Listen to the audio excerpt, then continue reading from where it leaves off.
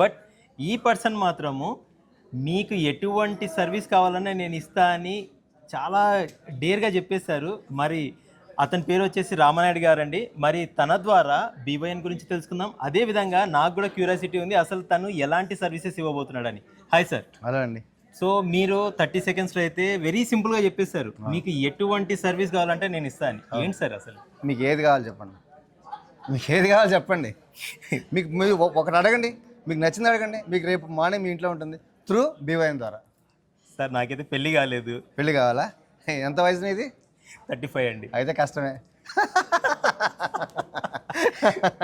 సరే, సో ఇక్కడ చాలా మంది బిజినెస్ పీపుల్ వచ్చారు. ఒక్కొక్కరికి వాళ్ళ యొక్క సర్వీస్ని బేస్ చేసుకొని వాళ్ళు రెఫరెన్సెస్ గురించి కానీ లేదంటే వాళ్ళ బిజినెస్ లీడ్స్ కోసం అని వాళ్ళు ఎక్స్పెక్ట్ చేస్తుండొచ్చు. సో అలాంటి వాళ్ళకి మీరేం చెప్పబోతున్నారు? సార్, లీడ్స్ అనేది ఒక్కరోజు ఒక గంటలో వన్ డేలో వచ్చేది కాదండి. లీడ్స్ అనేది ఫాలోఅప్ చేస్తే ఆటోమేటిక్గా వస్తాయి. ఆ ఫాలోఅప్ ఎలా చేయాలంటే పేషెన్స్ చేయాలి.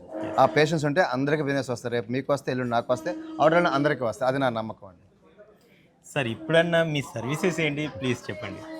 యాక్చువల్లీ సర్వీస్ అనేది అందరూ కొన్నే చేస్తారండి. నేను అన్నీ ఏం చేస్తానంటే, మీకు ఆపద వస్తే హాస్పిటల్ పేరు చెప్తా, మీకు డబ్బులు కావాలంటే డబ్బులు ఇచ్చే పేరు చెప్తా, మీకు ఉద్యోగం కావాలంటే ఉద్యోగం కూడా చెప్తా.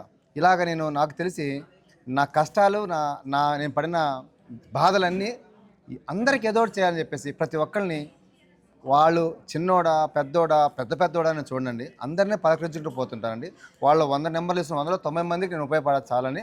ఆ 90 మందికి అవసరం వచ్చినప్పుడు నాకు కాల్ చేసి వాళ్ళు డెఫినెట్గా నేను సర్వీస్ చేస్తానండి. అది ఎటువంటి సర్వీస్ అయినా కష్టమైన నష్టమని నేను వాళ్ళకి 100% చెప్పిన 99% చేయడానికి నేను ప్రయత్నం చేస్తానండి. అది